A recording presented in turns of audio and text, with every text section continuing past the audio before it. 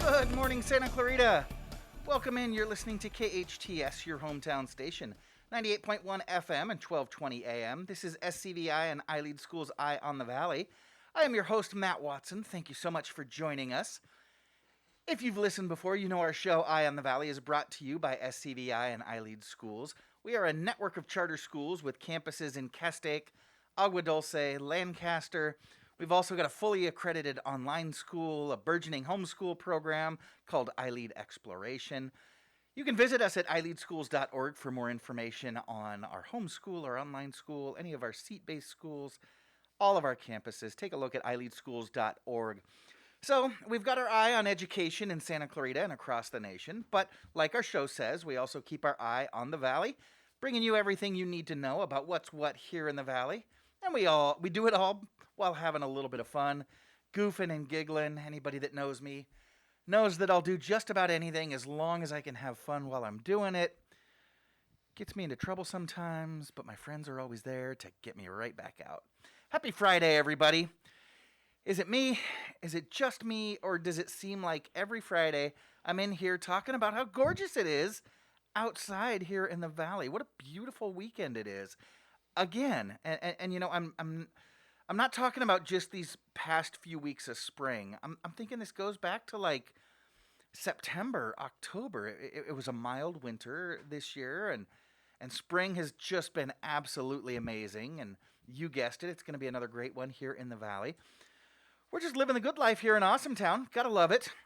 And not only is it going to be another excellent weekend, it's going to be another amazing show here on Eye on the Valley. We've got Kathleen Fredette coming up in about 1 minute. She's here to give us an update on the Dream Up project. Our regular listeners are familiar with the Dream Up project. If you haven't heard about it, well, quite honestly, you're not going to believe it. It's an incredible project. Kathleen is working with local students to design experiments that actually get sent to space. Yeah, for reals. And we'll also speak to one of those students who's going to have her experiment launched, Grace Stumpf. She'll be here with her parents a little bit later on. And we'll be talking about the arts. You know, last week we met Josh Wentz from Mission Opera. Josh, he teaches music at Mission College. He leads the Mission Opera. He's bringing opera to the North San Fernando Valley and the Santa Clarita Valley. And he just happened to mention a few of the many, many things that our city and county do to support the arts in our community. And that got me thinking, you know, we really are blessed by the priority that our community puts on the arts. So we figured we'd invite a representative from Arts for Santa Clarita in to give us a little bit more of a global picture of what's going on artistically here in our valley, what art we can consume and enjoy for people like me who don't necessarily create a bunch of art, but really do appreciate it a lot. So we'll hear from her a little bit later on in the show. And of course, we will end the show in a couple of hours with fun and games, as always, with Big T's 5 Minutes of Fame. You won't want to miss it. So let's go ahead and get started, shall we? My first guest today, Kathleen Fredette, is Director of STEAM Initiatives with iLead Schools. Kathleen has spent most of her career on the forefront of the fields of science and engineering in education. She's an airborne astronomy ambassador for NASA SOFIA, a NASA Endeavor Leadership Distinction Award recipient, a Woman in Aerospace National Award recipient, a Space Foundation teacher liaison, an educational advisor to the board at the Southern California Soaring Academy, and a member of both the National Science Teacher Association Advisory Board and the Aerospace and Dream Up Advisory Board. Kathleen, welcome back to Eye on the Valley. Hey, Matt Watson. How you doing? Good to hear your voice. Oh, it's wonderful to hear from you as well. We always appreciate it when you're able to come on and we can kind of update things and share some of the exciting things that you've got our learners doing. Kathleen, before we get to Dream Up, why don't you just tell our listeners a little bit about your background? What's your teaching experience? Because you came into all of this as a teacher. And then, so what's your teaching experience? And then how did you get involved kind of as an educator in the field of aerospace? Okay, well, thanks for that question. Excuse me.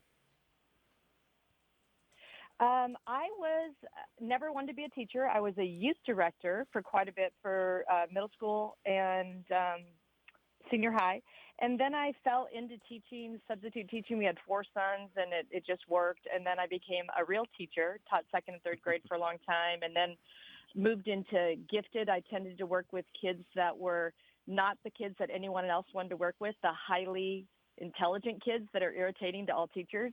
That was, I can say that with kindness. And then, or kids who are super struggling. And that became kind of my expertise. I got a specialty in gifted ed, and I just also worked with really what we would call super low achieving kids. That was just something I did. I moved into middle school teaching. Again, I accidentally moved into science and math. I'm not a normal science and math person. Wasn't my specialty. What really changed the trajectory of my whole educational career, I was in the classroom for 19 years, was when I was selected to fly on a NASA mission called SOFIA, which is a flying observatory that uses infrared to peer deeply into the universe. I got to fly on that mission, and that I fell in love with that plane. It changed everything about what I wanted to do as an educator. I started moving into flight, anything aviation and anything space, which is called aerospace. And I never expected to be here. I never could have dreamed or even imagined I would do what I'm doing, which is maybe the best job in the world, or I'm a pilot now. I never, ever wanted to do that. And the only reason I share that is not to say, oh, look at me. It's just to really say, you never know. And you don't have to be the person who knows at age 5 that you want to be something. You can keep recreating and adding new things as opportunities arise. And that's okay. And as long as you're willing to do the hard work and be the new person all the time, then it's a great way to live. Well, yeah, I love that path that you've taken, and I know that behind each one of these next steps, these successes, these accomplishments that you've made, there have been people encouraging you, mentoring you, and telling you you can do it. And the only thing that you've been willing to do is say, okay, yes, I'll try it. What's the worst that can happen? I'll fail, and I'll be none the worse for it. And then you're also behind countless hundreds, and I would probably say at this point thousands of learners, of kids who you're encouraging, saying, yeah, if you want to, you can do this. If you're interested in this, I'll show you the way. So now let's get into that project, Dream Up, right? Because this really is right in your flight pattern, excuse the pun. So what is Dream Up all about? What is this project? How did it start? What do the kids do? Kind of in a nutshell, what is the Dream Up project? Okay, so the project is really called Dream Up to Space. The reason I make that slight change, in that little thing is Dream Up is actually a company, and it's a sister company to, okay, get ready, right. NanoRacks. NanoRacks is the payload integrator for launches, for SpaceX, for whatever. And so what is a payload integrator? They're like the FedEx. So they take stuff, help to get it onto that rocket, get it cleared with NASA to make sure that everything that they're putting on there is going to be safe for the astronauts, safe, all these safety checks. And so Dream Up is their sister company, and then we partner with them to do iLead or Make Your Learning Network Dream Up to Space project. And in this project, kids learn about what is the ISS, what is the International Space Station, where is it in the universe compared to where we are, and what is it like up there, and how does stuff behave up there? So that's one of the driving questions. Another one is, why do astronauts float? And most people, Matt, in the world, think that astronauts float because there's no gravity. And we actually teach this to kids often, and that is actually not true. So we learn about that. We learn about scientific and engineering processes and experimental design. We teach kids how to get connected to mentors and require any experiment that is going to be sent that they have a subject matter expert. So we teach them how to collaborate, to communicate, because it's one thing to do science. It's another thing to be able to share that with others and share what's happening. So that's a big part of this project is we really engage and empower the kids to learn beautiful communication skills, both in writing and verbally.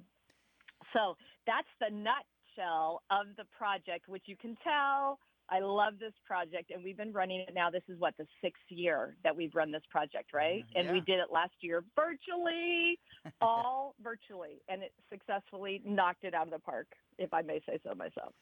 So you take this fully integrated approach. You teach all of those things through this idea of kids creating experiments, and there are dozens and dozens and dozens of experiments that our kids propose each year, and then based on a bunch of different criteria, a few, maybe one, maybe two each year, are chosen to actually fly and go to the space station. And every time I say it, Kathleen, it blows my mind, right? So now you've got two groups that are actually flying soon. Can you talk to us about those two groups? Who are they, Yeah, and what have they yeah. done?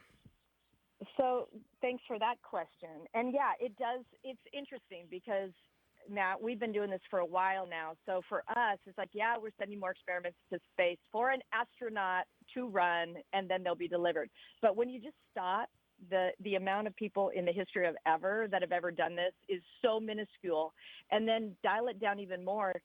This is not like a kid project. This is what actually real microgravity experimenters do.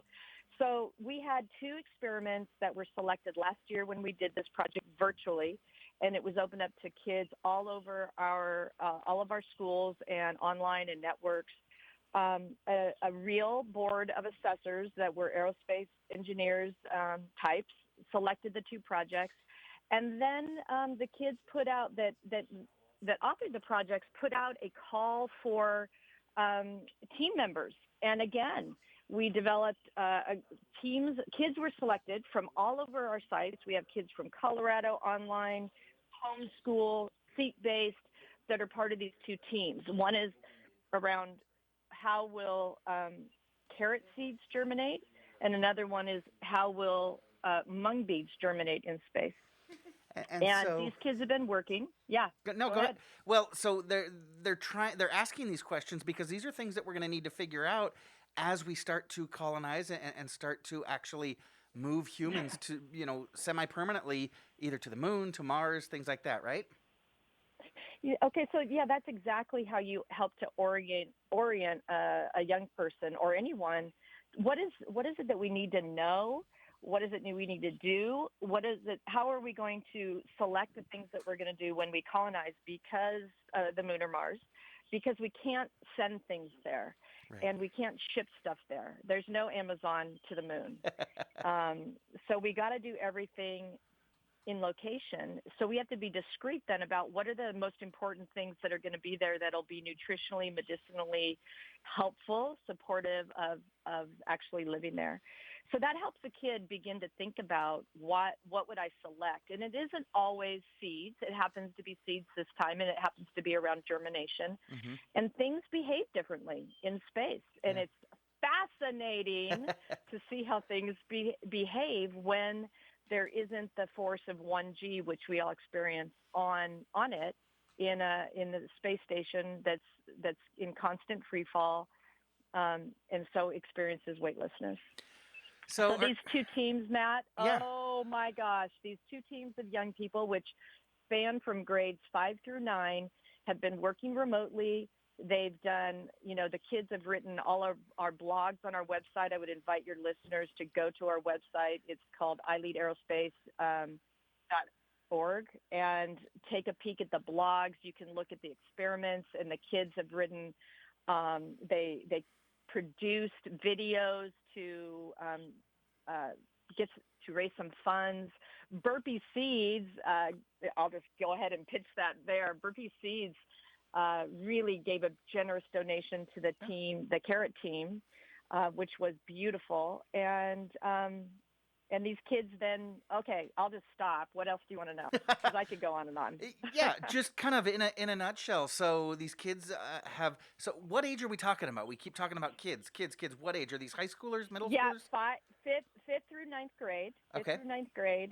And there's 11, which have been working together virtually. And for the first time ever, we got to meet each other. Not everyone, but a group of us got to meet each other last Monday when we gathered at SCVi's science lab, and we did a video conference with NanoRacks as we loaded the hardware, which looked like little tubes that have clamps. So we loaded the experiments. We had to do it under sterile conditions. Talking about COVID sterile, you have to be really sterile conditions to send some to space. And so We had both teams there and some of the parents, and the kids did a fabulous job of following the procedures to load this. And let me say that the kids have also been practicing this and doing what we call experiment optimization at home separately. So like really, usually you would do that in a class with the educator leading it. But these kids and their families have been doing we call experiment optimization at home using, scientific data sheets to figure out the precise amounts of water, the precise amounts of seeds, the substrate or the material that the seeds are going to germinate in to get the most optimal experiment. Well, and you've got to get it optimal because you get one shot, right? It's going out there, and if you didn't get it right, that's all you get. So the kids have designed their experiment. They've optimized it as much as they can. It's so exciting. Just this week, they've now put everything together. They've loaded it. Their experiments are on the way to Florida, right? They are. We overnighted them. They don't actually go to Florida. They go to NanoRack. Okay. NanoRack checks everything, checks it off for NASA, and then they go to Florida. And we're meeting. We're taking right now. Our delegation is 40, kids and families, learners and families, and they'll be presenting at Kennedy Space Center, God willing, on June 3rd, and then they'll watch their experiment launch in SpaceX 22. And then on the 28th, we have a virtual presentation of learning where the kids will present also on a virtual call, and we've invited all of the assessors, the families, the friends, administration, board members, dignitaries, science mentors, some NASA folks, and we're just going to really celebrate that this is like, winning the Super Bowl to send some to space. Totally. Right? Absolutely. And it is so exciting. So the kids are going to present online to a large group of folks, everything that they've done and they've learned so far. They're going to present at the Space Center, like you said, God willing, because there's always a million and one different things that can happen, can go wrong, that can postpone things. But assuming everything goes well, their experiment launches, actual astronauts will conduct the experiment to their specifications and then send it back, right? Can you just tell us really quickly what happens kind of post-flight after the experiment happens? Right. So thanks for that. When the astronauts start the experiment, we get an email that says this is the exact time. So 24 hours later, we start what we call ground truth experiment. So the kids will start the same experiment on Earth. And then that has to start and stop in space. So the astronauts will, quote, kill it or stop it using something called formalin. Do you remember, Matt, when you did, you did dissections of frogs? Remember that smell of that juice that the frog lived in? Oh, yeah, or dead? yeah. That's formalin. Okay. So it stops the experiment. The experiment comes back to us, and then the kids do look at what happened in space versus what happened to the experiment on Earth. They'll do observations with eye, and then they'll open it up and look at it using technical equipment to examine root structure, to examine what happened with the same seeds in the same amount of time in the two different forces of not gravity and gravity. Right. And what I love about this is our kids are not doing science that's just like the science done in the real world. They're doing science in the real world on the space station. They are looking at things that we need to be looking at to further space exploration. Kathleen Fredette is Director of STEAM Initiatives with iLead Schools. She's helping our students design experiments that they are sending to the International Space Station. I can't get enough of that. It just blows my mind. Coming up next, we're actually going to meet one of her students, one of the students that she's been working with, and talk about her project. But Kathleen, I know you've got a bunch of things to do today, so we're going to go ahead and let you go, and we're going to pick up with Grace on the other side. Thanks so much, Kathleen. You be well. Have a great weekend. Thanks so much. See you soon. Bye-bye. I'm Matt Watson, and this is SCVi and iLead Schools Eye on the Valley, and you're listening to your hometown station, KHTS. Comfort Keepers provides your loved one with loving in-home care. Miles McNamara, certified senior advisor and owner of Comfort Keepers in-home care. Our caregivers can help you in your own home, enhancing independence, creating safety and comfort. Our Comfort Keepers provide companionship, meal preparation, medication reminders, assistance with personal care, and even transportation to doctor's appointments. If someone you love can use a helping hand at home, visit comfortkeepers.com. Or call 287-4200. Accidents happen, but rest assured Patterson's Collision Center is here to help. Patterson's is a family-owned and operated collision repair facility providing the Santa Clarita Valley with premium collision repairs. Patterson's prides itself on being the only California-certified green repair shop in all of Santa Clarita. They are insurance claim specialists and even offer payment plans for your deductible. For personalized, friendly service, visit pattersonscollisioncenter.com. or call 294-1011 and let Patterson's Collision Center help ease your worries today. Get ready to discover a creative new way to have fun. Painting with a twist. We'll show you step by step how to make fun art, not fine art. It's painting, it's dancing, it's a party. Painting with a twist. It's a little bit of paint, a little bit of wine, and a whole lot of fun. Visit paintingwithatwist.com to find the studio nearest you. Now located in the patios at Valencia Westfield Mall. Google Painting with a Twist Santa Clarita for a new kind of fun.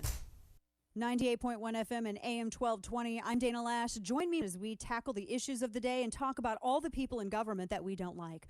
The fun begins at 9 on your hometown station, 98.1 FM and AM 1220 KHTS. Join Dana every Monday to Thursday from 9 till noon and Fridays from noon to 3 on Santa Clarita's hometown station, 98.1 FM and AM 1220 KHTS. Why did Mercedes-Benz of Valencia win the Dealer of Excellence Award in 2019? Because we strive to provide the most outstanding sales experience. Mercedes-Benz of Valencia COO Chris Paz. We know you have high expectations. Our stellar team will meet and exceed your expectations. That's why we were named Mercedes Best of the Best, placing us in the top 10% of all Mercedes dealers nationwide. Find out how you can lease a new Mercedes for unbelievably low monthly payments. Details at mbzvalencia.com. Your hometown station. KHTS is the only station I listen to. 98.1 FM and AM 1220.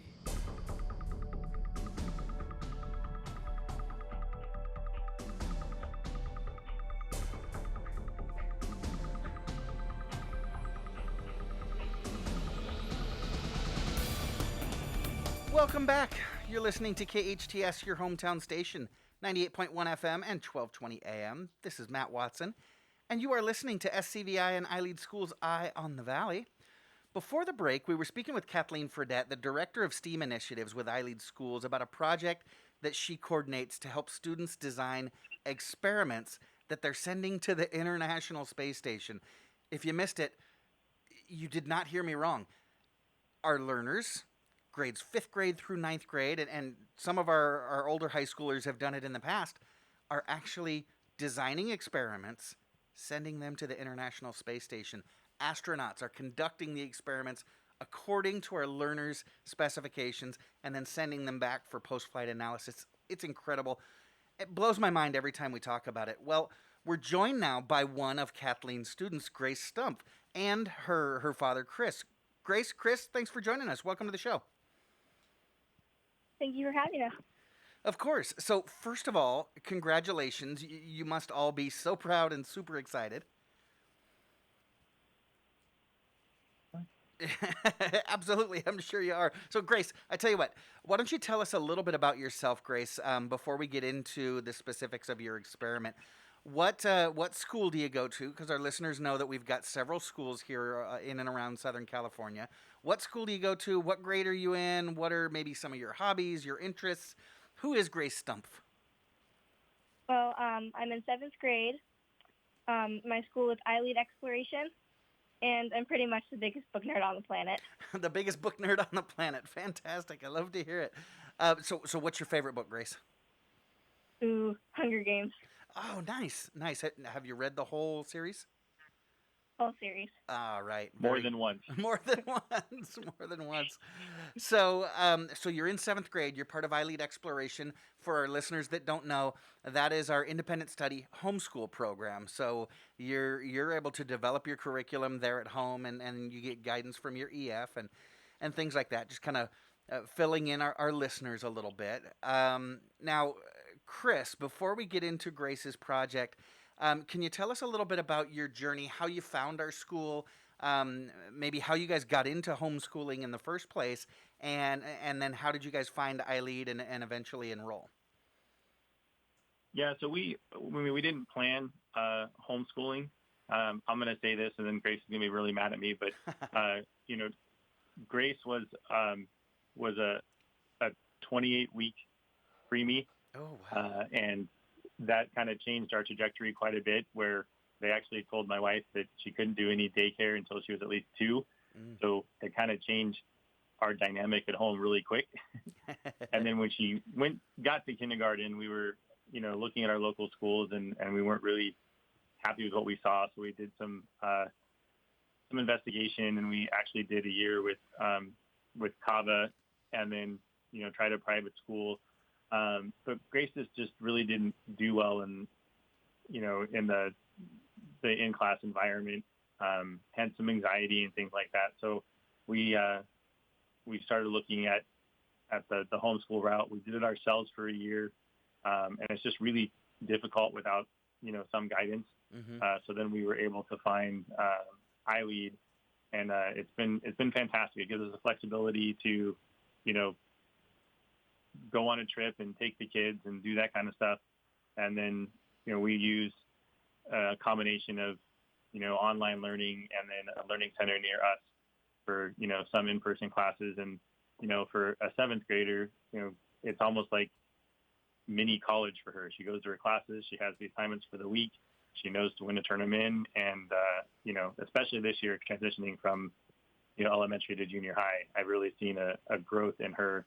And, with COVID, I know a lot of people have been struggling, but it was just another pivot for us. And, we couldn't go to online classes for a while or to in-person classes for a while, but, we just adjusted, and, she's done great. And this Dream Up project came up and really gave her something to focus on and really, get excited for, and has been fantastic.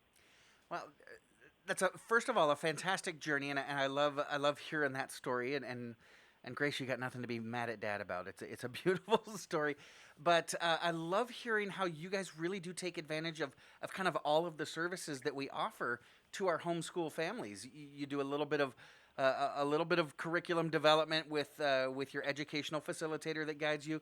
You do some online stuff because we offer the full litany of online courses. You take advantage of one of our learning studios. I'm sure some of our listeners are going, wait, in-person classes? I thought you said you were homeschooled. Well, yeah, we offer a couple of days a week if families would like to get involved in some in-person stuff. We've got a studio that you can go into. It sounds like you guys are really doing a great job of picking and choosing and taking advantage of everything that we have to offer.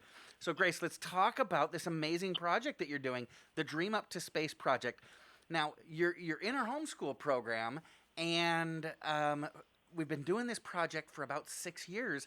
I think you're not the first, but maybe one of the first of our homeschoolers to be involved in the Dream Up to Space project. How did you get involved? How did you hear about it? How did you get linked in with the group that you're working with? Well, first, Mom saw, I forget, it was like an email or an announcement, like calling for new members. So we had a Zoom meeting with a virtual escape room. Yeah. At first, I tried out for Team Carrot, but then I didn't get on to that one. Then Miss Fredette emailed me and asked if I was interested in joining Team Radiata. So I just wrote a paragraph about myself and sent it in. And then I got the email that I was accepted onto the team in the middle of math class. And I had to explain to my teacher why I was jumping up and down. Why you were whooping and hollering right there in the middle of math class.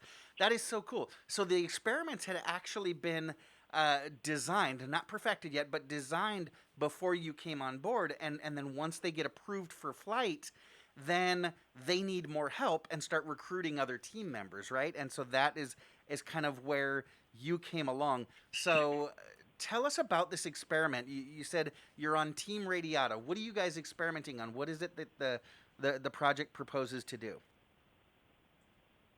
The project proposes to test the effects of microgravity on Vigna radiata, also known as the green mung bean.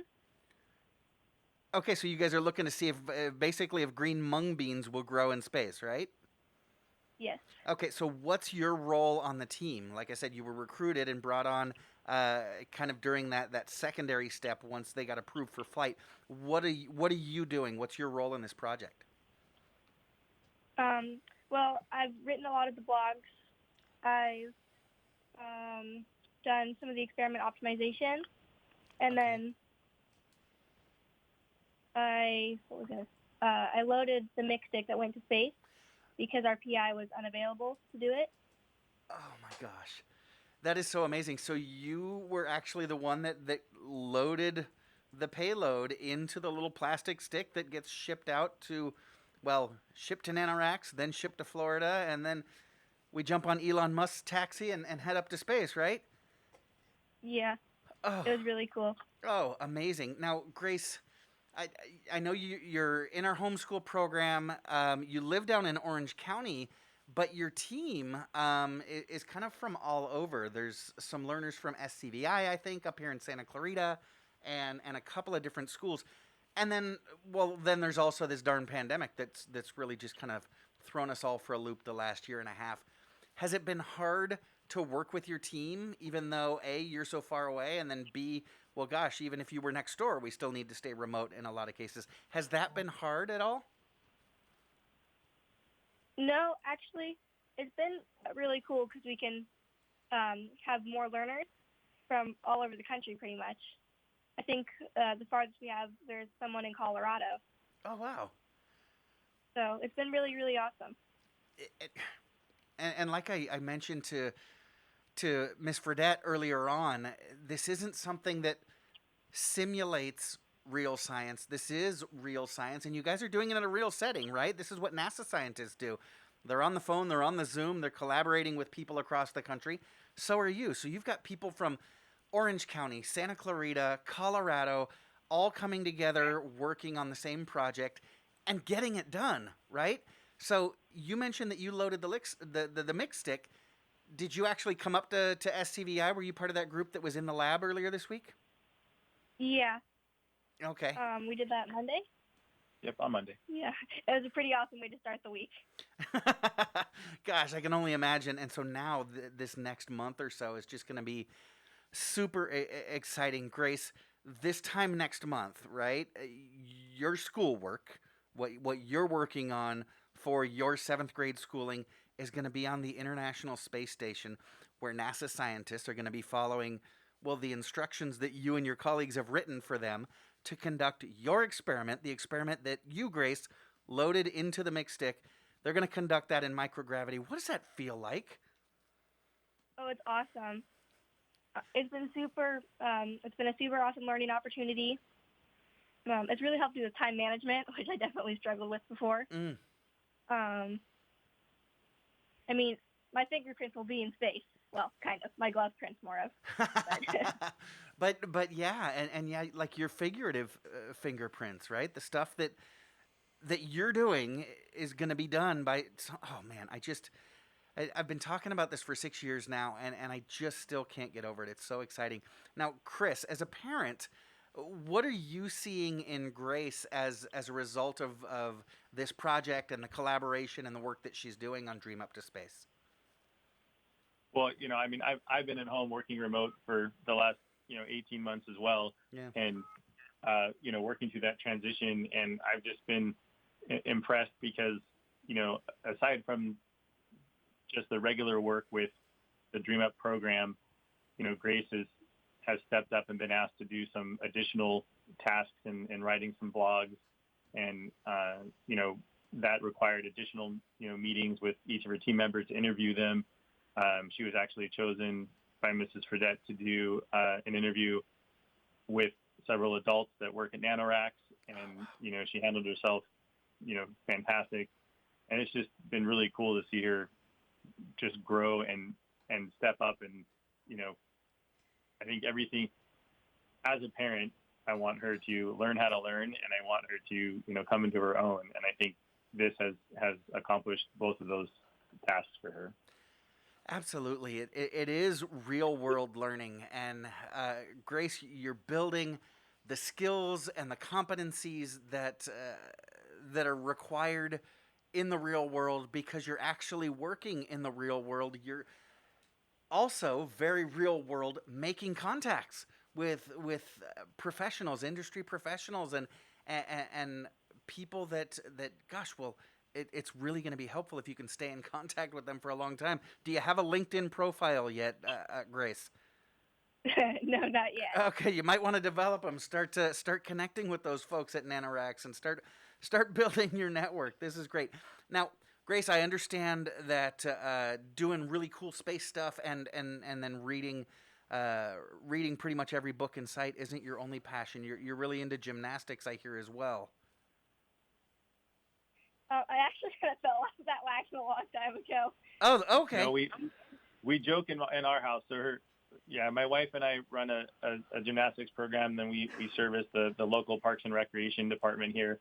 But we joke that my children decided to pick something even more expensive, and they're actually both competitive ice skaters. Oh, wow! So, because gymnastics on your feet wasn't hard enough, you wanted to do gymnastics on a thin blade on a sheet of ice. Wow, very cool. Yeah, and let me tell you, I'm super thankful that we're going to Florida in the summer, because the last trip that Grace was involved in was a synchronized ice skating team, and they went to a sectional championship in Kalamazoo, Michigan, in the middle of the polar vortex 2 years ago, where it was 40 degrees below when we landed in Chicago. So I'm looking forward to the Florida weather. Well, I tell you, what, Chris, I think pretty much everybody says that. I'm really looking forward to going to Florida this summer. No, I think some of us would rather be in Kalamazoo at 40 below. Yeah, well, I don't know. Well, it's early summer, so hopefully it won't be too terrible yet. But better than 40 below. We actually did science in the outside. We froze bubbles because it was so cold. You could blow bubbles and they would freeze before they hit the ground. It was nuts. That is really cool. And I got to tell you, there's nothing that takes the edge off of the heat and humidity of Florida, like sitting there on those metal bleachers and watching your kids' homework be sent to space. So you're not going to notice the elements, whether it's hot, cold, or otherwise. The only thing you might notice is if a storm comes up, because that'll really put a damper in your plans. Yep. No, we're super excited, and we weren't even sure if we were going to be able to get to Florida because of COVID restrictions and things like that. But Mrs. Fredette really advocated for the kids, and pleaded that they've done all this work and they've done it absolutely remotely, and this is a time for them to basically celebrate their accomplishment, and be able to do that at Kennedy Space Center is just going to be awesome, and we're really looking forward to it. Totally, super exciting. Such an amazing young lady, and her team is incredible as well. And what an amazing opportunity for you and your colleagues. Grace, thank you so much. Godspeed, young lady. Chris, congratulations to you as well. Thank you both for joining us. We appreciate it. Thank you. You are listening to SCVi and iLead School's Eye on the Valley. You stick around. I'm Matt Watson on your hometown station, KHTS. Traffic brought to you by the law firm of Owen Patterson Owen, helping Santa Clarita drivers recover from life-changing accidents for over 3 decades. Owen Patterson Owen, encouraging you to drive safely. Visit opolaw.com. Mend Cryotherapy is open. As always, they continue to clean and sanitize all equipment. Social distancing will be enforced, and hand sanitizer will be provided throughout the facility. Temperature checks will be done daily on each employee, and masks will be provided if forgotten. They have amazing welcome back specials, including the $99 performance package, which includes a cryo session, pulsed electromagnetic field therapy, which boosts recovery of damaged cells, the aromatherapy oxygen bar, Nucom, and infrared sauna. There's also a beauty package with a cryofacial, infrared sauna, and more. And don't forget their extensive selection of health and wellness products, including CBD. Men Cryotherapy is open Monday through Saturday, 11 a.m. to 6 p.m. For more information, go to MEND, MEND, cryotherapy.com. MEND Cryotherapy on Newhall Ranch Road in the Gateway Shopping Center. Loss of hearing can affect the quality of life. Santa Clarita Hearing Center can help. They specialize in both preventative hearing loss and corrective measures, including diagnostic tests, new technology hearing aids, cochlear implants, hearing protection, and tinnitus treatment. They can adjust your current hearing aids or fit you for new ones. Santa Clarita Hearing Center also offers sleep molds, swim molds, and musician monitors. Book an appointment today. Log on to SantaClaritaHearingCenter.com. Located on McBean Parkway next to the hospital. That's SantaClaritaHearingCenter.com. Experience luxury senior living at Oakmont of Valencia, Oakmont's brand new community in Santa Clarita. At Oakmont of Valencia, residents will enjoy 5-star amenities, including state-of-the-art movie theaters, spacious custom-built apartment homes, and sweeping views of the valley, all close to shopping, restaurants, and medical centers. Enjoy resort-style living, professional concierge services, a luxurious salon and day spa, and world-class dining. At Oakmont of Valencia, you'll embrace retirement in style. For details, visit oakmontofvalencia.com. Thank you for supporting Duncan during the COVID-19 pandemic. Duncan in Canyon Country and on Bouquet Canyon is now hiring team members, shift leaders, and assistant managers. Duncan offers competitive pay, career growth, benefits, flexible hours, team member discounts, and a fun work environment. Apply at DunkinDonuts.com and search careers. Make sure to try the new avocado toast or grilled cheese sandwich. All Dunkin' restaurants are independently owned and operated by individual franchises. The Santa Clarita Valley runs on Dunkin'. Your hometown station, KHTS.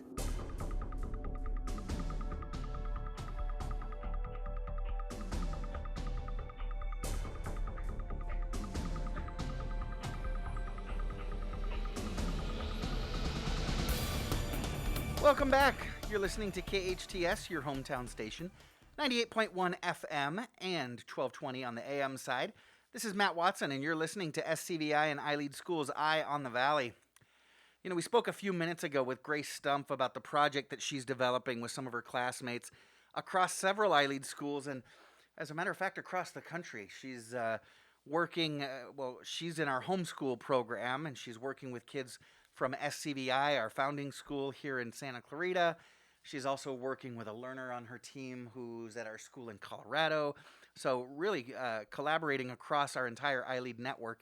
If you missed it, Grace is in 7th grade, and she and several other students about the same age as she are in the final stages of preparing. Well, their work is done for now. They have prepared an experiment that they have designed to be sent to the International Space Station. Yes, up in space, where it's going to be conducted by NASA scientists according to their specifications. So they sent their instructions. NASA astronauts are going to conduct the experiment the way Grace and her classmates have told them to.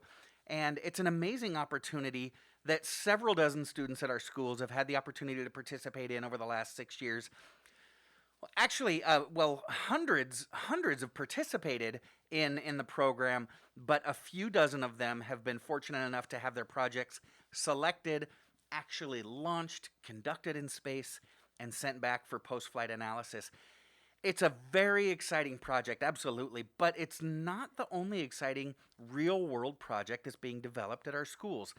For example, just this week, 8th graders at iLead Agua Dulce here on the east side of the valley are culminating a project where they've studied the principles, mechanics, and history of flight. One of their mentors who came to speak with them was Congressman and naval fighter pilot Mike Garcia of the 25th Congressional District. Well, not only did they learn about flight, but they learned how to fly. That's right, they actually did several of their ground school lessons in class, and this weekend, many of them are actually going to take their maiden flight. They'll be flying a glider. And no, I'm not talking about one of those balsa wood things that you put together and throw across your backyard. I'm talking about an actual 2-seat airplane that has no engine. These 8th graders this weekend are going to be towed a mile high into the sky and then cut loose, where they will pilot the glider around the skies of the high desert here, putting into practice everything that they've learned. Now, yes, that second seat will be occupied by a flight instructor who can take the controls at any time, but how many of you had the opportunity like that in middle school? And that's not all. All across the iLead network at SCVi, iLead Agua Dulce, iLead Lancaster and Antelope Valley, our homeschool program like Grace is in, iLead Online, our full kindergarten through 12th grade online school. They're all engineering or engaging in similar projects, whether they're becoming doctors or explorers, paleontologists, conservationists, filmmakers, biologists, inventors, entrepreneurs. Isn't that what school's for? To prepare kids for their future? Or is it to make them memorize names, dates, theorems, and principles that are completely void of context? We don't think so. And if you're looking for that kind of meaningful, relevant education for your kids, give us a call. You can find out more about our schools at ileadschools.org, or you can go to their individual websites. SCVi is our founding school on the west side of the valley. You can find them at ileadsantaclarita.org. iLead Agua Dulce is our spacious campus here on the east side of the valley. Take a look at ileadaguadulce.org. There's iLead Lancaster on the east side of Lancaster at ileadlancaster.org. Go figure. iLead Antelope Valley is on the west side of Lancaster, ileadav.org. And we have 2 virtual schools, if that's more your style. iLead Online, like I said, kindergarten through 12th grade, fully accredited, fully online school where your kids still connect with their teachers as well as an academic coach. They have free tutors available. That's ileadonline.org. And if homeschooling is more your style like Grace, we serve families all across Southern California, ileadexploration.com. Got littles? We've got a terrific preschool program as well, serving kids 6 weeks to 4 years old at Little iLeaders. You guessed it, littleileaders.org. At any of our schools, you can get started by clicking Enroll Now. We have virtual tours. You can get your child on a wait list for the fall. And in some grades, if you're really looking for right away, there are actually openings now. So not sure which of our schools is right for you, then just go to ileadschools.org again, and you can look at all of them. Well, when we come back, we have a representative from Arts for Santa Clarita to tell us about everything going on in and around our valley in the arts. And later on, fun and games with Big T. I'm Matt Watson, and you're listening to SCVi and iLead Schools Eye on the Valley on your hometown station, KHTS.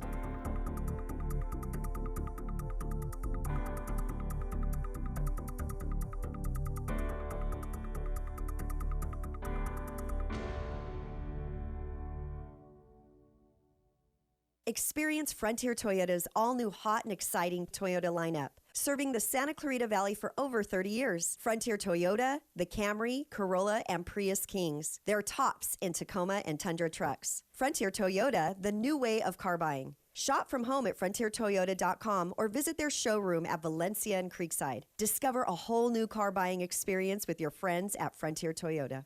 Hey, Ned, what's with the cape and tights again? Didn't the boss tell you about that? No, this time I'm really a Pacific Air hero.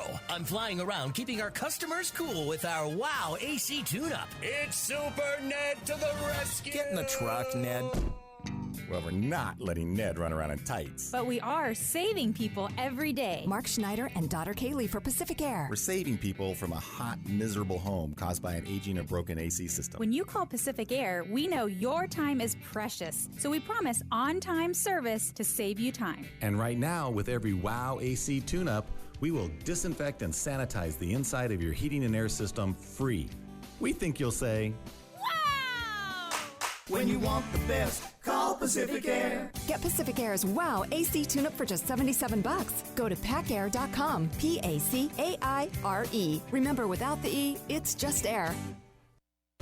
Ice. Yeah, the frozen water. It's back in Santa Clarita at the Cube, our valley's newest ice and entertainment center. With 3 sheets of ice, including NHL and Olympic-sized rinks, plus the pond, the Cube is the Santa Clarita Valley's home for ice skating, hockey, special events, family fun, and much, much more. Owned by the city of Santa Clarita, the Cube is where the old ice station was, just way better. 27745 Smythe Drive in Valencia. Connect with theCUBE on social media and find information and daily schedules at thecubesantaclarita.com. Have you heard that you can attend college tuition-free for your first 2 years? The Canyons Promise program at College of the Canyons can make that happen. First-time, full-time students in fall 2021 are encouraged to sign up now for Canyons Promise. Benefits include paid enrollment fees, access to program counselors, priority registration, and more. Attend COC tuition-free. Visit canyons.edu/promise now for information and important deadlines. Canyons.edu/promise.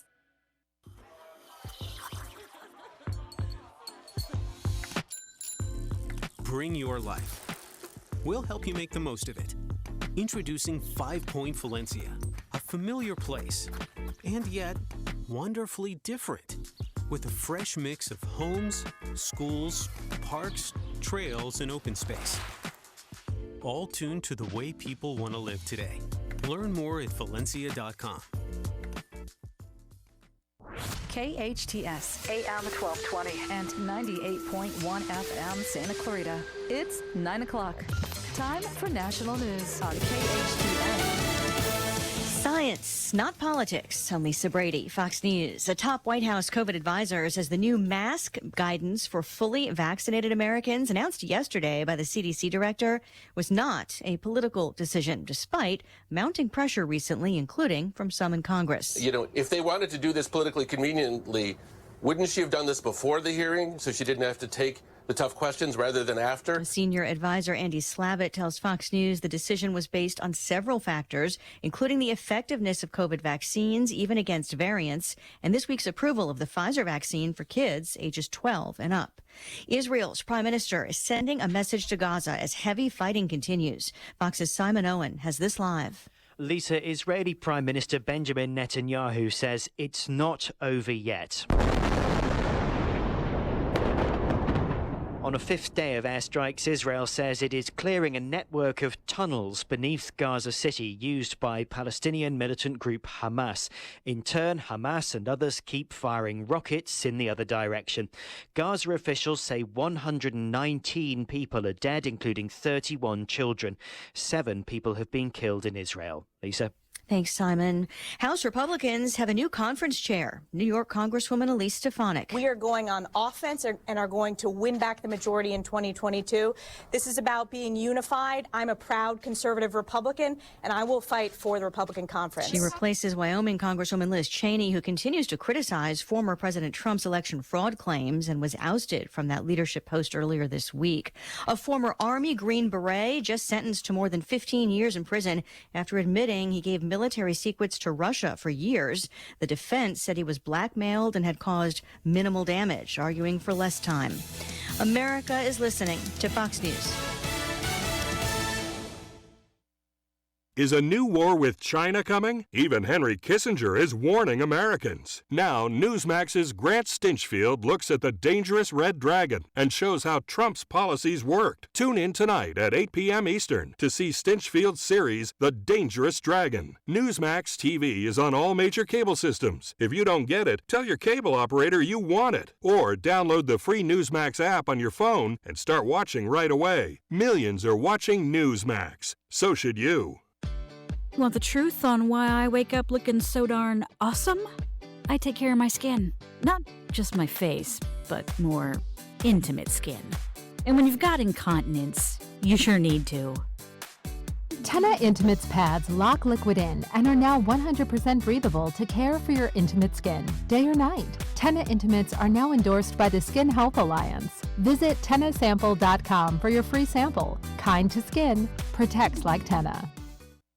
Top Democrat and Republican on the House Homeland Security Committee have a deal to establish a commission that will investigate the January 6th attack on the Capitol. Legislation creating an independent commission to investigate the Capitol riot in January is expected to get a vote in the House next week.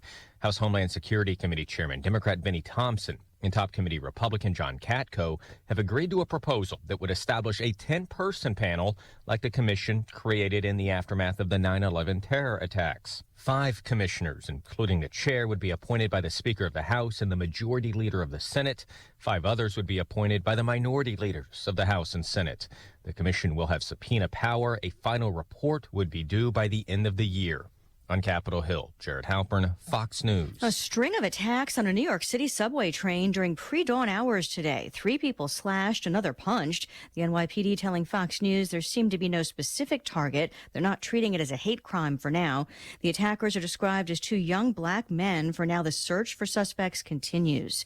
The second leg of horse racing's Triple Crown is tomorrow. The Preakness at Pimlico in Maryland. Kentucky Derby winner Medina Spirit is being allowed to run with conditions. 3 pre-race drug tests. The results of the first test were published just yesterday, and they're clear. The remaining test results will be available sometime today. Now, another issue that's hanging in the balance is that Kentucky Derby victory for Medina Spirit. After that failed drug test, now there's a second test that's being run. It's called a split test. Those results could take a matter of weeks, but if those test results come back positive, then Medina Spirit will be stripped of that Kentucky Derby victory, and the title will go to the second place horse, Mandaloon. Fox Business's Lydia Hu at Pimlico. Trainer Bob Baffert has said an ointment used to treat dermatitis may have caused the failed test after the Derby. I'm Lisa Brady. This is Fox News.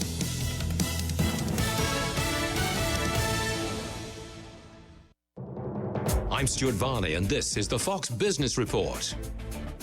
The major indexes are moving higher after a choppy week of trading. Retail sales were unchanged in April. The stall wasn't expected, though it followed stimulus payments in March that pushed spending higher. And Americans are feeling less optimistic about the economy this month. The University of Michigan's Index of Consumer Sentiment declined from April. Walt Disney shares continue to lose ground, though it added more than 8.5 million new Disney Plus streaming subscribers last month. It wasn't as many as forecast. Mazda now expects the semiconductor chip shortage to impact about 100,000 of its vehicles globally in this year. It's working to minimize the impact. That's your Fox Business Report. I'm Ginny Cosola, invested in you.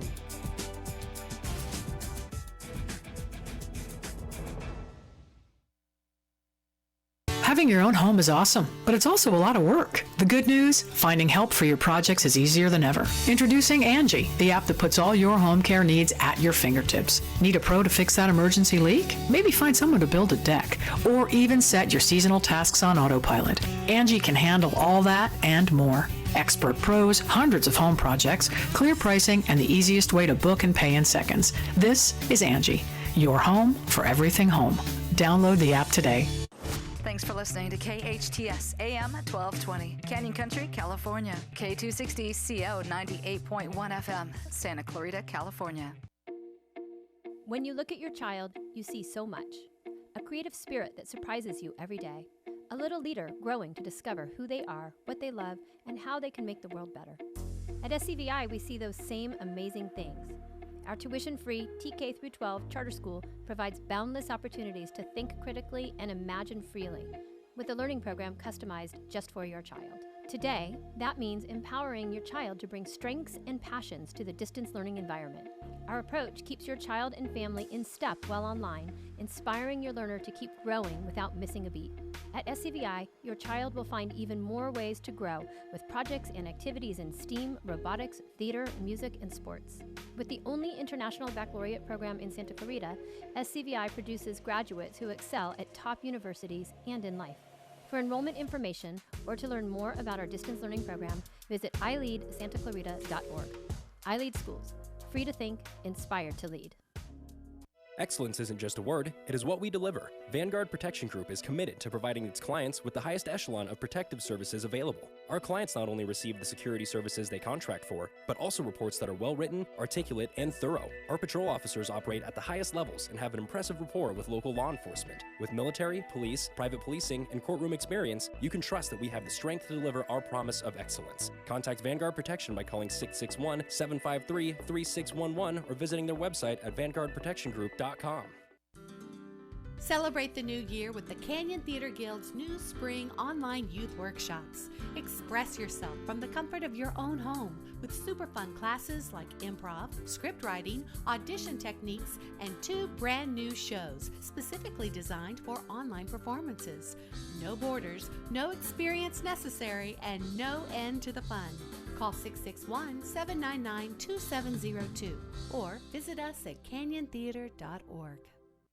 Hey there, it's Tori with your hometown station weather. Should be a beautiful day today. Sunny skies for the most part. Highs in the upper 80s. Overnight lows dipping down into the upper 40s. For anything and everything Santa Clarita Valley related, go to hometownstation.com. 98.1 FM and AM 1220. The following is sponsored programming and does not necessarily reflect the views or opinions of KHTS or its ownership.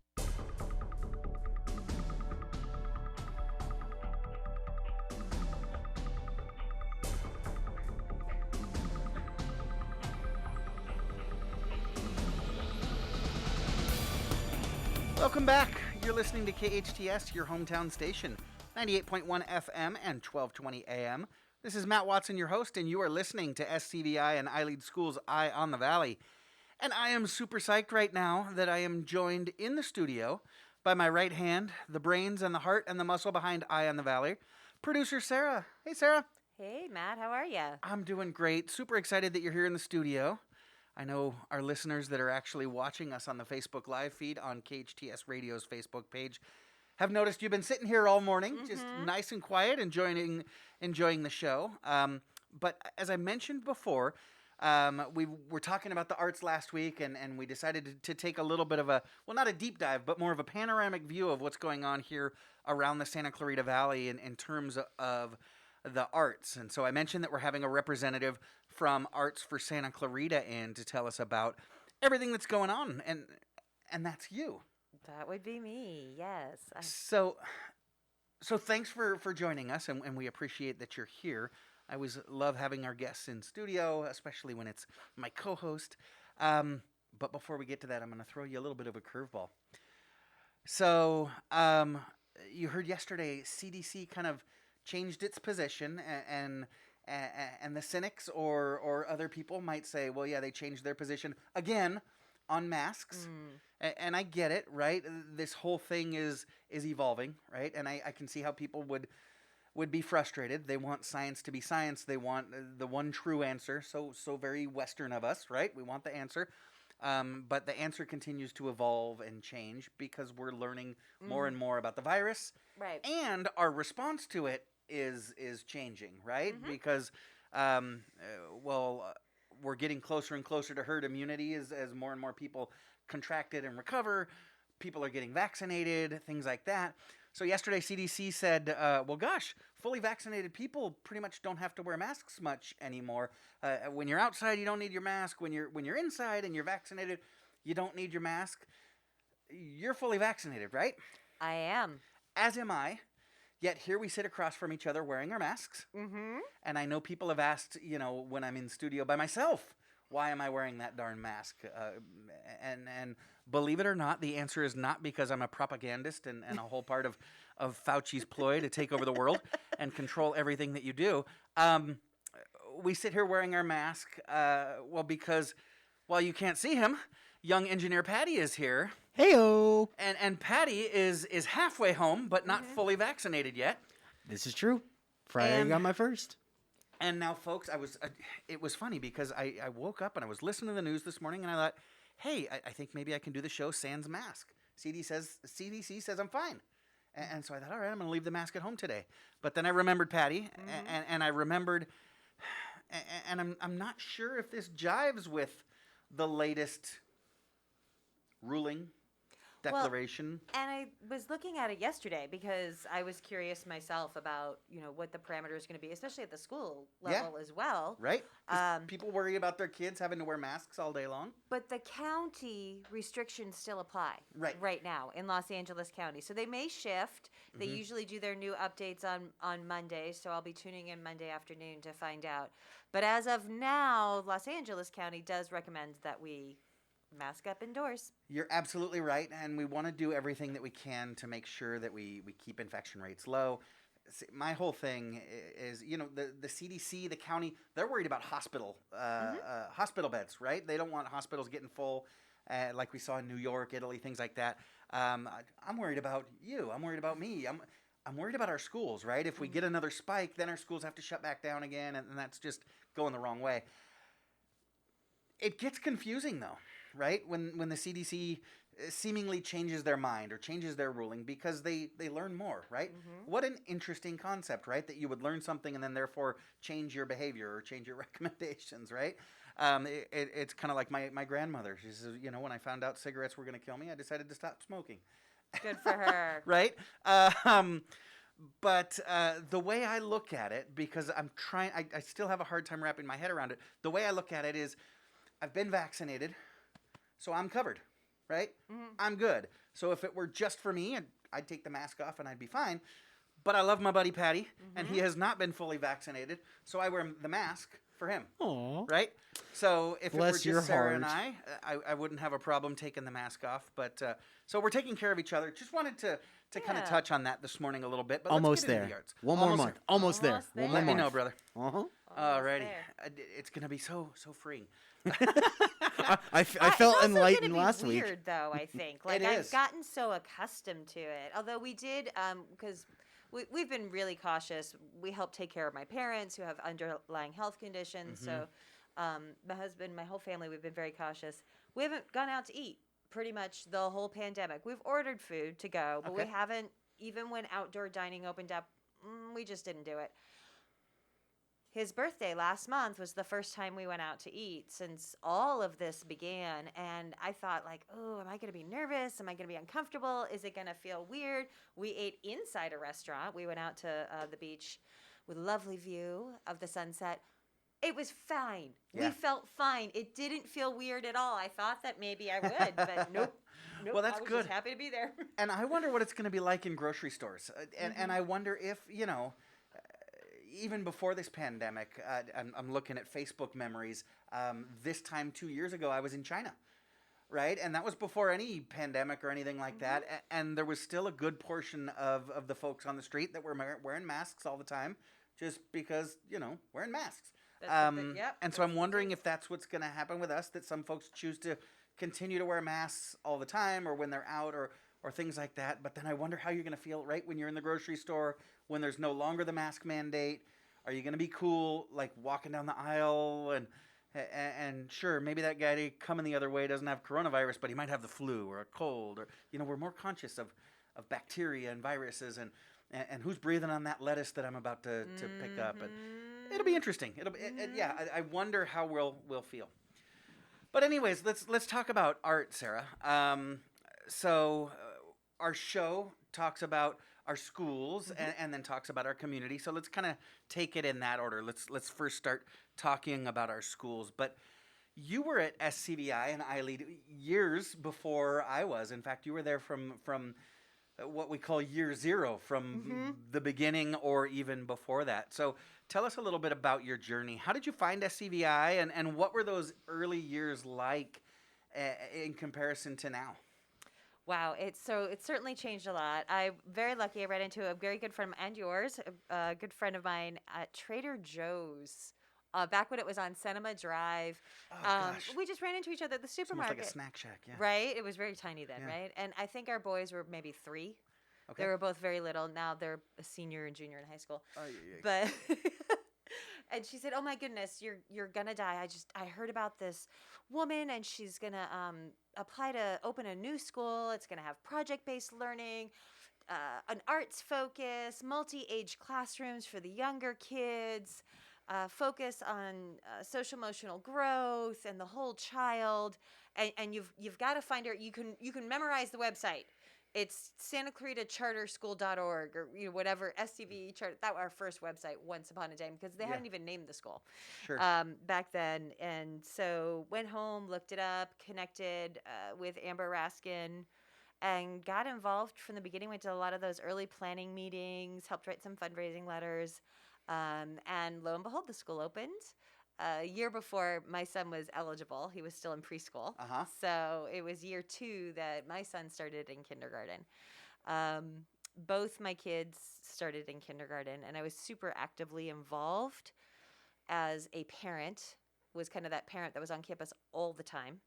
And they needed it too. Don't get me wrong. In those early years, we certainly, you walk into our schools now, it's amazing the spaces we have, how beautiful. I mean, the vision was seen through when you walk through our doors now.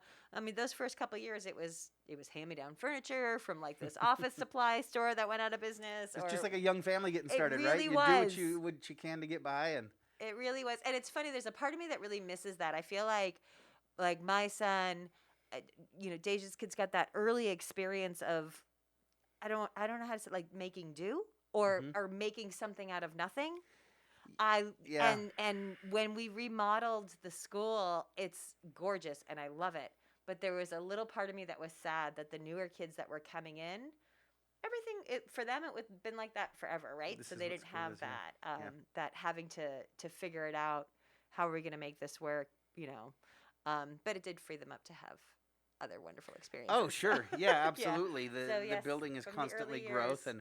and moving forward. And so then you went from being a parent volunteer to teaching art, I believe, was the next step. Yeah. Because you've always had a passion for the arts. We'll talk about that.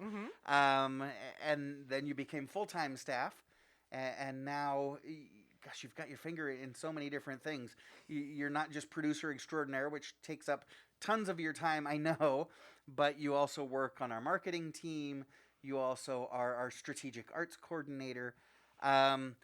So you've got a lot of different things going on. Tell me about this passion for the arts that you have, though. How did that develop? Is this something that you've always been interested in? Have you always been an artist? Is this something that came from your family? Tell me about how that developed. Well, I think it's all of those things that you mentioned. I personally had the benefit of an amazing public school arts education. Always did. Go figure, which can oftentimes be an oxymoron, right? Yeah. I mean, I'm a little bit older, so it was before No Child Left Behind came around, right? So there was definitely a heavy focus on a variety of things. You talk about like, oh, they need to bring back woodshop. I hear you talking about that when you talk about your school experiences too. A lot of those things started falling by the wayside in the early 90s. But I was really fortunate and then had such a heavy arts focus. My family obviously were involved in the arts. My mom was a theater major. And when we moved to California, there was a brand new school starting called the Los Angeles County High School for the Arts. So I went there for year one. I used to joke with Amber, that's why I get stirred up, because very similar. I was at a brand new school for high school that had hand-me-down furniture and had to struggle through and find their way. So when my own children started school, I was really naive to it. I was shocked at how much less focus there was on the arts in most schools. Yeah. I was stunned. And so that's why, of course, I jumped in and I was the K1 art teacher for a couple of years when my kid was in K1. But it's so vital. It's so important. The arts are so universal. There's so many of these studies that show, and I told you I'd look up these stats and I forgot. But there are so many studies. I think it's something like a 40% increase in high school graduation rates when students have had arts education K through 12. Attendance rates are higher. And they're like 2 or 3 times more likely to graduate college in 4 years. If you had a K through 12 arts education, once you get to college, you're going to be more successful as well. There's so many, and those are the academic benefits. I mean, arts for the art's sake is absolutely valuable. But I think it helps you with time management. The arts are naturally collaborative. It teaches you that it's okay to fail. Right, and it teaches you to go through multiple drafts, not just write that essay once and be done with it, but oops, I can do better, let me try again. Teaches you grit. There's also tremendous mental health benefits. Absolutely. Yeah. Absolutely. I mean, it's a wonderful way to express yourself, what's going on with you internally, and just as a reaction to the world. I mean, that's kind of what a lot of our students did this last year with their arts learning in the classrooms. It was really fun for me to watch this because, we are student-led, of course. We had a couple of programs that were already planned for our schools this year. One of them was out at our Empower Generations campus, and we had to shift to doing it via distance learning. It was supposed to be in person. We had a wonderful group from Everyday Arts come in, teaching artists, or come in through the screen, I guess you could call it. So the whole first semester was spent on skills building with some music and some theater and production learning that they did online. So these are writing. professional artists that are Yes. teaching our learners their craft. Absolutely. And doing it all online. And they were having so much fun doing it as well. And the idea was they were going to create a devised piece of theater. We were kind of hoping, with the school year started, you never know. At the beginning of the school year, we thought maybe we'd be back by Maybe we Christmas. could get on the stage, right? yeah. No. Didn't happen. So then for the second semester, what they did is they devised their own theater piece, which they wrote and created themselves. It was fabulous. We had our presentation of learning, or their share case, about 2-3 weeks ago. Okay. And it was amazing combination of technology, some pre-recorded stuff, graphics, music, some live theater that they did. Nobody was in the same room. Our young people were at home, in their homes, on the Zoom, with their guests watching this beautiful live performance. But what they did is they created this storyline based on what they're going through right now emotionally. So right now, through all the work that we've been doing through the first semester, what kept rising to the surface for them was, hello, pandemic. We're not in the same classroom together. We're working, via Zoom. And what would it be like? What advice would we want to give young people if we were the adults in the room? Because, we find ourselves as the adults when we're working with these teenagers going, oh, when I was your age, we did this. So we're not. And they love hearing that. Right. So what if you're now in your 50s and your 40s and looking back, what advice would you want to tell young people about what this experience was like? Interesting. So they did a bit of a time traveler storyline so that they could do that. It was so beautifully done. I'm so proud of those And kids. extremely relevant. So what else? That's not the only thing going on in our schools art-wise. What else is happening? Oh, yeah. And similarly, so SCVi, High School Theater Department, they did not shut down. They did something very similar. And they weren't even talking to each other, but this is how they came up with it. Their high school theater group wanted to do their own creative piece because they were going to have to do it via Zoom. So they devised their own piece, which they did fully live. Based on the Norse mythology of Ragnarok. Yeah. So, and the reason why that they did that and they wrote it is it had to do with, what it means to renew and coming, a rise from the ashes after destruction and loss. Okay. Kind of storylines, because that's what happened to the Norse gods, and that's what Ragnarok was all about, and they became mortal, and they had to learn to live life in new ways where they were more fragile. Oh, and so okay. That's how they could sort of connected Great that connection. with what's going on with the pandemic, and it was fantastic. They wrote it themselves, produced it themselves. Out at our Eileen Lancaster campus, we have another outside arts group that we partnered with called CTV VR, and they are developing a virtual reality program with our middle schoolers. So our 6th, 7th, and 8th graders at Eileen Lancaster are learning all about VR technology. They're very excited. We were able to check out a few of the Oculus type devices to them. So cool. So they're going to develop their own. They're going to, I think you'll start seeing it in POLs, presentations of learning, because they're going to develop their own activities that they do. Not only fun and engaging, but extremely relevant education. Right? Wow. Right?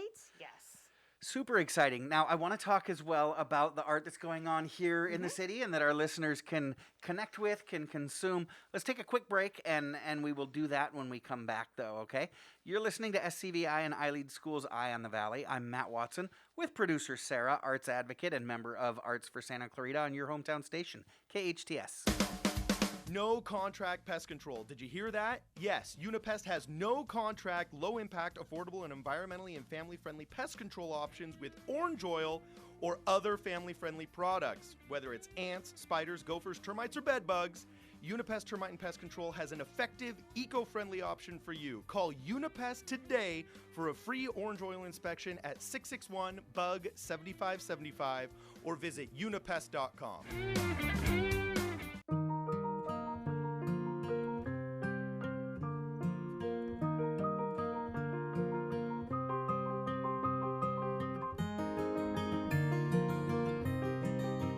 With locations throughout the valley, Providence offers the most advanced technology and therapies for treating cancer in Southern California.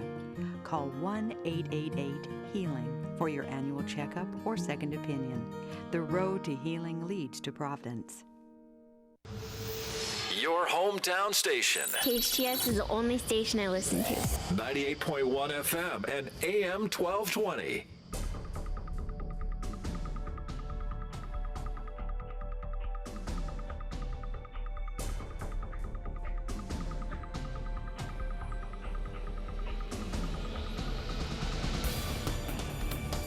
Welcome back. You're listening to KHTS, your hometown station, 98.1 FM and 1220 on the AM side. This is SCVi and I Lead Schools Eye on the Valley. I am your host, Matt Watson, with my co-host today, producer Sara. We're talking about I Lead Schools strategic...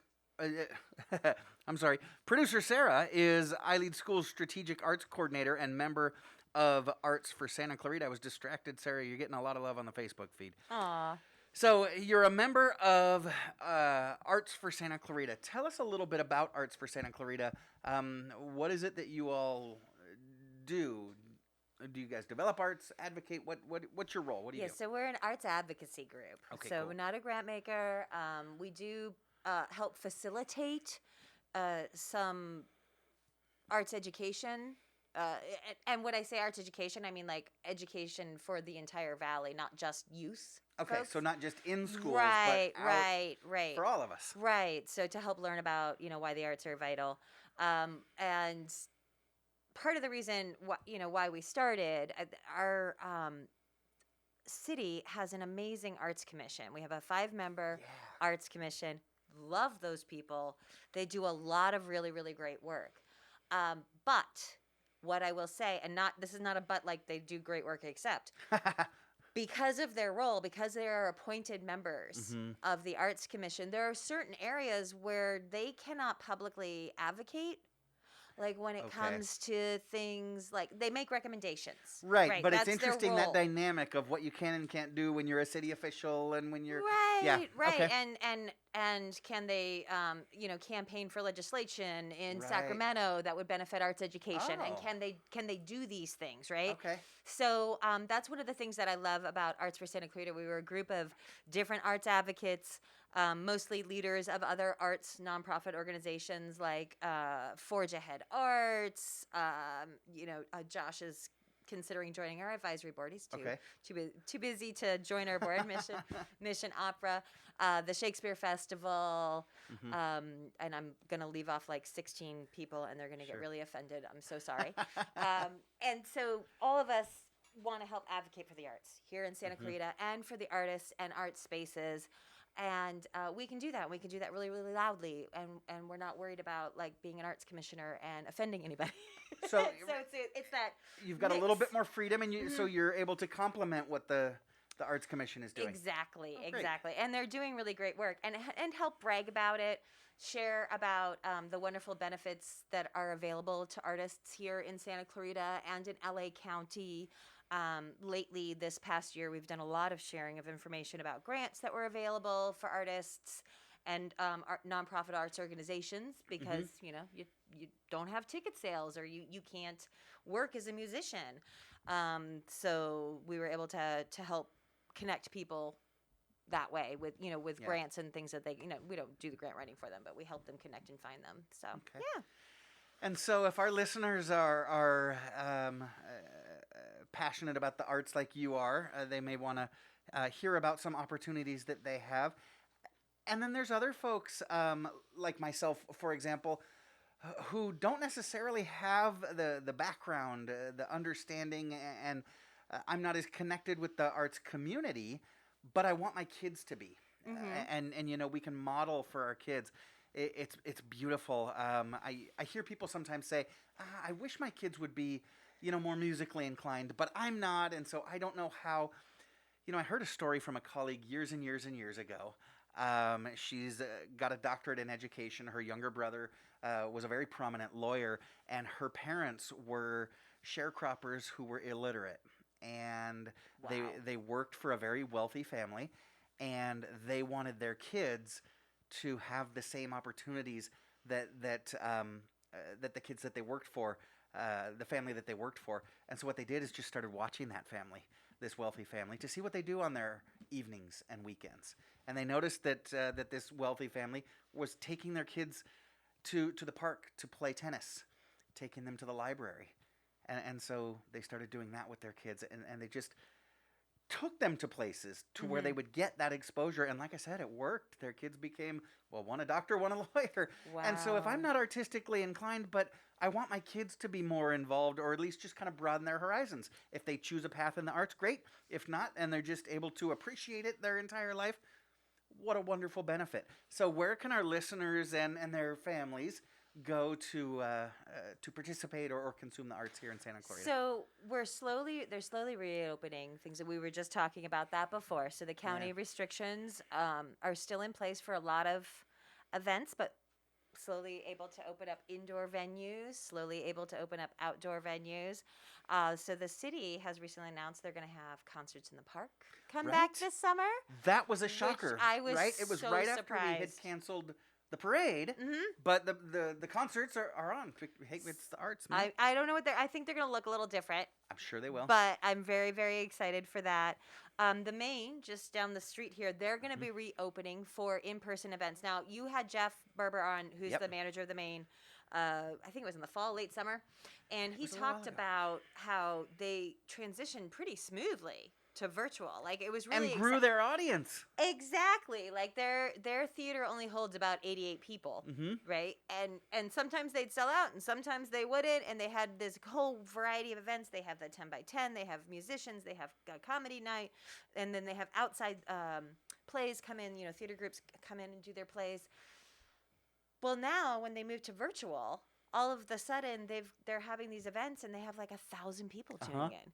And not only that, they're able to welcome, artists and musicians from all over the world. Right. I think he had somebody from Egypt one time that was participating live in an event that they were doing. It was probably like 6 a.m. for the person in Egypt, but when they were doing the evening thing here. But so funny how pandemic and quarantine can separate us, but then bring us together at the same time. Yeah, and I think a lot of arts organizations are going to continue to do the both and not just switch solely to in person. But the arts are really experiential, and I really am so glad that museums are starting to open. There are more venues coming up. Josh was on last week from Mission Opera. They're going to be doing, how do you say it? Les Seises?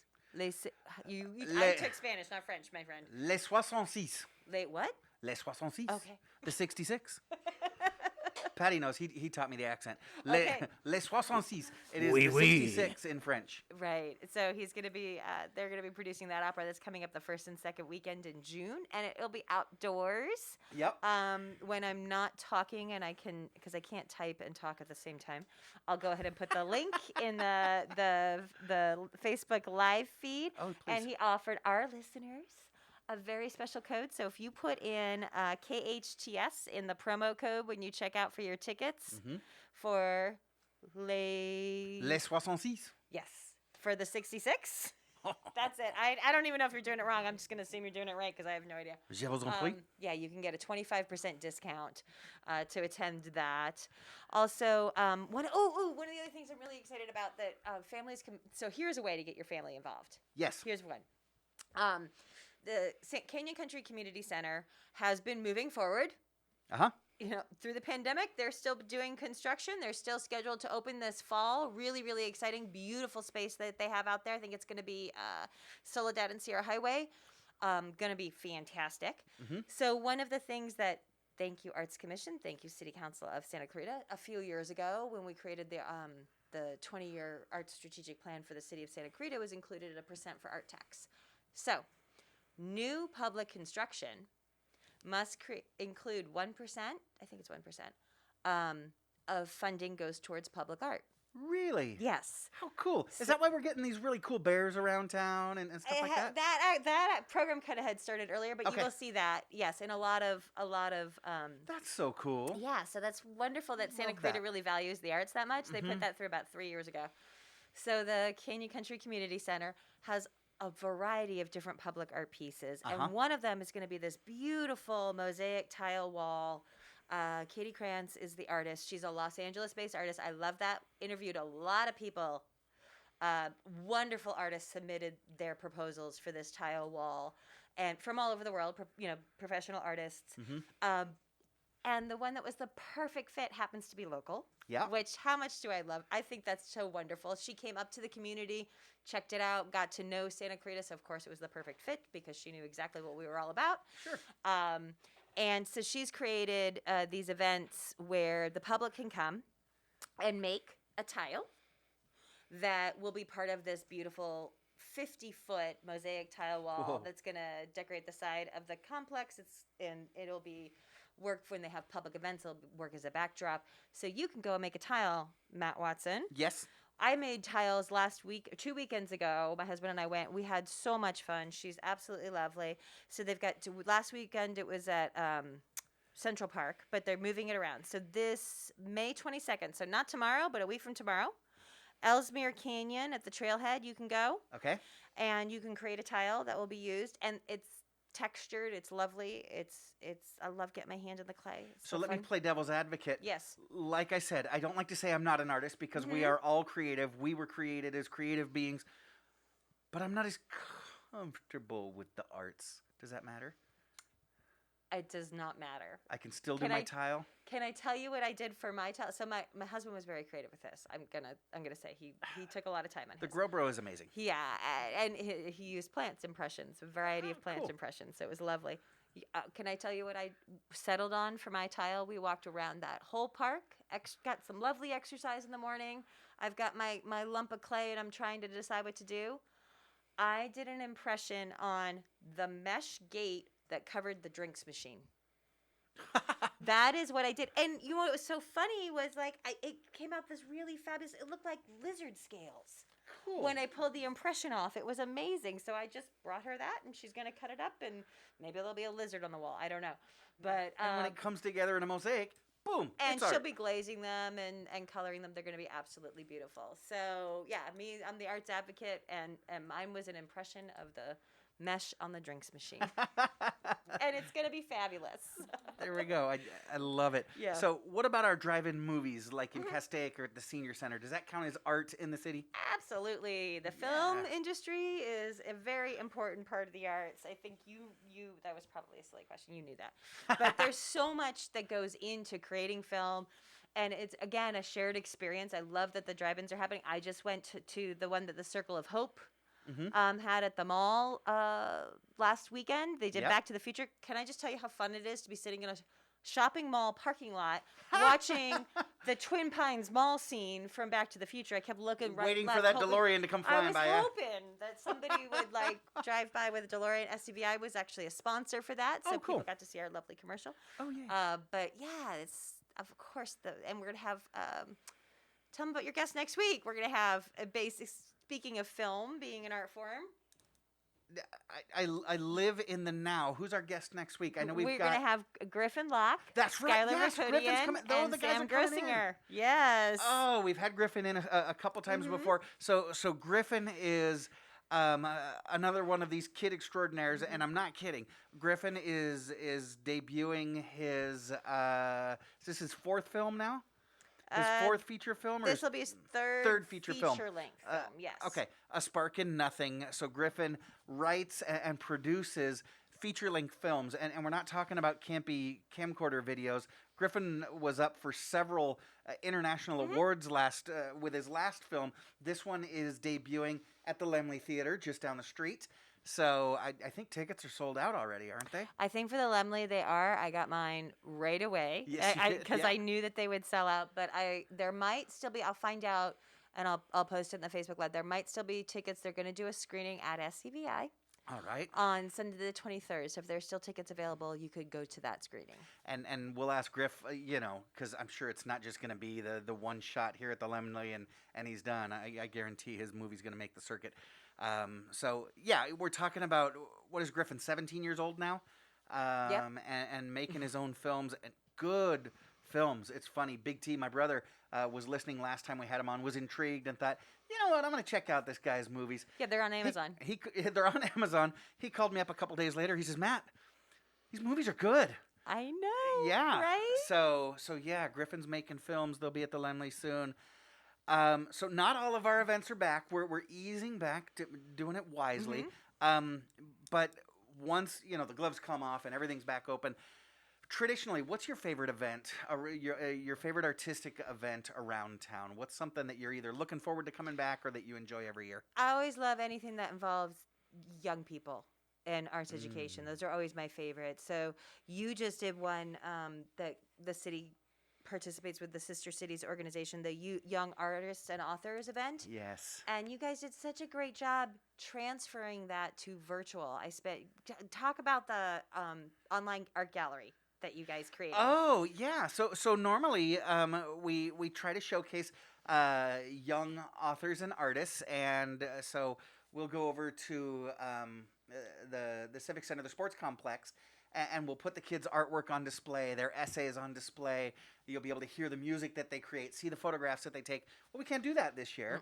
And so the amazing people part of the commission, shout out to Tess Simgen, they put together a virtual art exhibit where it's literally a virtual museum. You click your steps through the museum, and you go from one painting to the next, to the photographs that kids took, and then you go to another display, and this is a song, and you click and you hear the whole song, and then you can click and hear more about the artist. It was just a great exhibit. And then the awards presentation, I was fortunate enough to host with Councilmember Jason Gibbs, who was fantastic. It was a great event. I love that event every year. You did a good job. And one of the things I really loved about and is it still available on the Sister Cities website? Let me ask you. It is. It's on the Sister Cities website. Yeah, we'll go ahead and drop that. Yeah. In fact, why don't we go ahead and do that during the commercial break? I know Big T's chomping at the bit to get his 5 minutes of fame. You going to stick around? You going to play? Sure. All right, fantastic. So you stick around too. You're going to want to play. Big T's got trivia. He's got lots of fun. You won't want to miss it. We'll be right back. This is SCVi and I Lead Schools Eye on the Valley. I'm your host, Matt Watson, with producer Sara McDaniels. We'll be right back on your hometown station, KHTS. Hello, I'm Mike Lindell, inventor of My Pillow, here to tell you about my Giza Dream bed sheets. I made sure that they would be everything you'd ever want in a sheet set. I started with the world's finest cotton called Giza. It's only grown in a region where the Sahara Desert, the Nile River, and the Mediterranean Sea all meet. The long staple cotton makes my Giza Dream sheets ultra soft and durable. They come with extra wide pillowcases to fit over any pillow and extra deep pockets to fit over any mattress. Not only that, they come with my 60-day money-back guarantee and a 10-year warranty. And now you can get the best sheets ever for the best price ever. When you buy one of my Giza Dream bed sheet sets, you'll get another one absolutely free. I personally guarantee that they'll be the most comfortable sheets you'll ever own. Go to MyPillow.com and use the promo code KHTS or call 800-973-3927 and use the promo code KHTS. That's 800-973-3927 or go to MyPillow.com and use the promo code KHTS. Thank you for supporting Duncan during the COVID-19 pandemic. Duncan is now hiring team members, shift leaders, assistant and store managers in Van Nuys, Burbank, Atwater Village, and Glendale Galleria. Duncan offers competitive pay, career growth, benefits, flexible hours, team member discounts, and a fun work environment. Apply at DunkinDonuts.com and search careers. Try the new avocado toast or grilled cheese sandwich. All Duncan restaurants are independently owned and operated by individual franchises. Your hometown station, KHTS.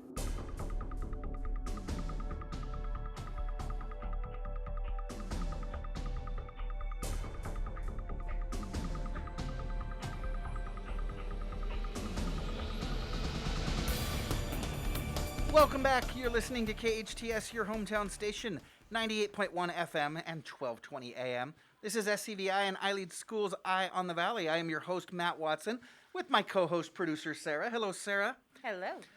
Also super excited. We've got a very special guest, someone who has been listening to me demolish our guests in trivia these last couple of weeks and decided to swing in and put me in my place.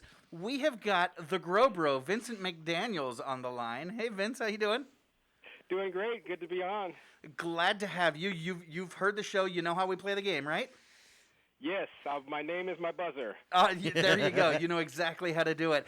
And we have also got on the line Big T. You all know Big T. He's a longtime resident and leader in the Santa Clarita Valley.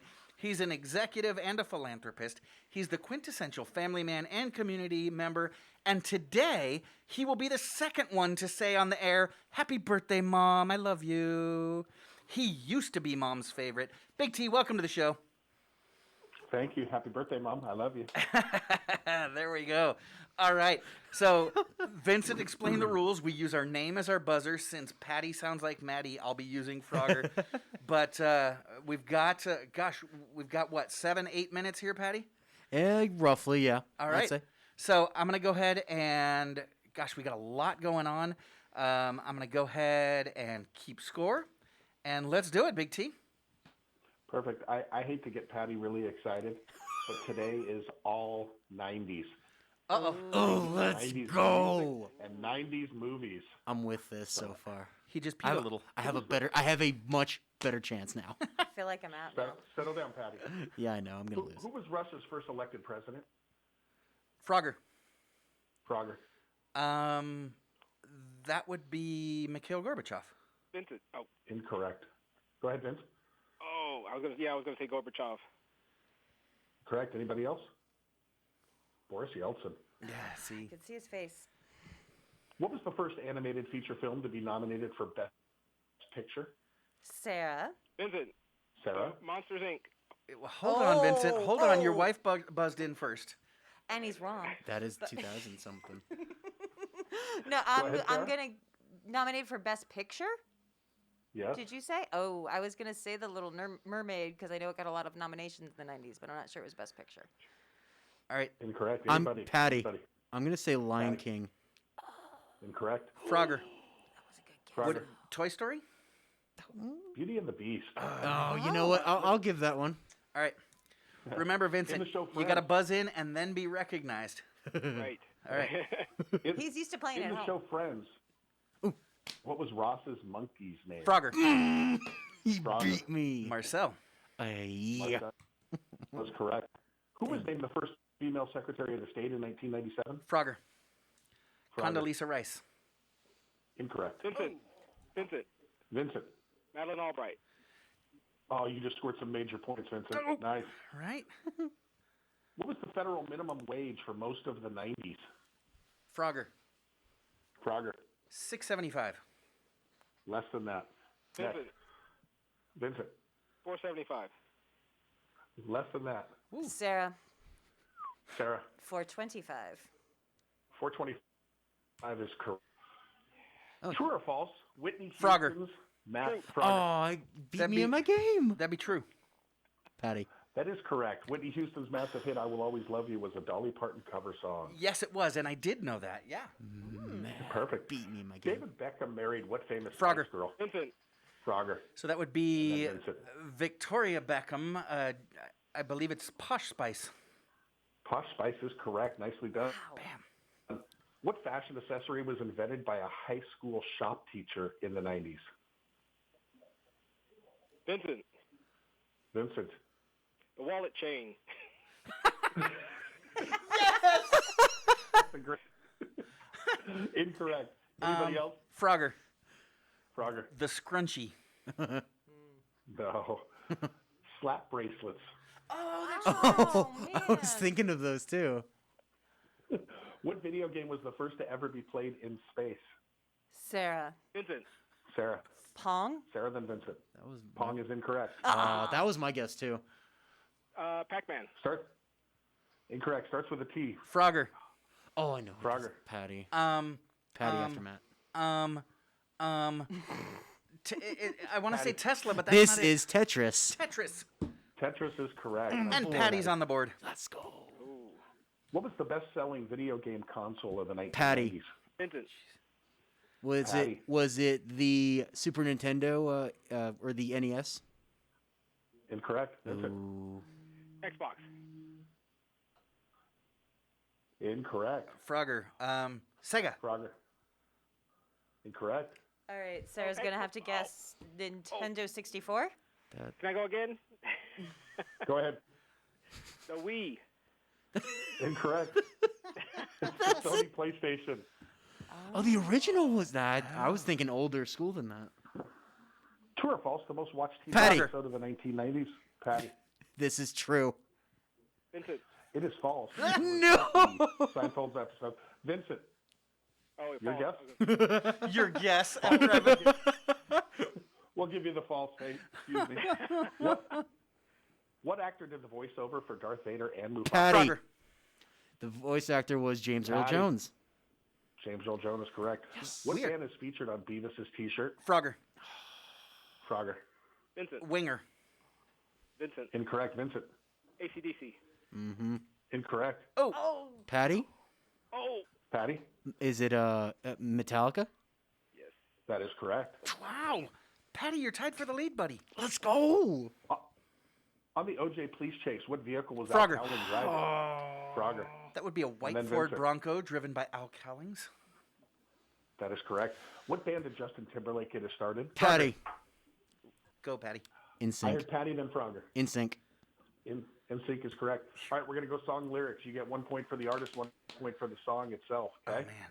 With the lights out, it's less dangerous. Here we are. Frogger. Entertain us. Frogger. That is Nirvana. Smells Like Teen Spirit. Correct. That's two for me. So tell me what you want, what you really want. Frogger. Vincent. I don't know. Frogger. Frogger. That is Spice Girls Wannabe. That's right. Correct. Hey, Big T. I'll tell you what I want, what I really, really want. Then tell me what you want, what you really, really want.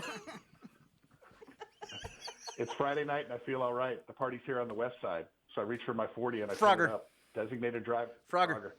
Frogger. This is how we do it, baby. Montel Jordan. Montel Jordan is correct. Oh, that's... The song is not correct. Okay, somebody else then. I'm giving myself 1 point. I've got nothing. Yep. It is. This is how we do it. It is not. This is how we do it, baby. Oh, come on. Oh, God. Anybody else would have gotten the point. South All Central does it like nobody does, Big T. Hanging out the passenger side of his best friend's ride, trying to holler at me. I don't know. I'm pretty sure I know who it is, but I don't know them. Well, then go for it. No, I don't. Was it the NWA? No. No? TLC. Okay. Scrub. Oh. Okay. The NWA. Come on. I like it. I thought we were going rap with Ice Cube. I'm like, I'm with him. No. All right. Bonus question: which TLC band member burnt down Andre Frogger. Rison's Atlanta mansion? Frogger. That would be Left Eye And then Lopez. Vincent. Left Eye Lopez. Frogger. Patty, how we doing? Okay, we got 2 more minutes. Big T, Yep. maybe 2-3 more questions. All righty. Song lyrics. All right, stop.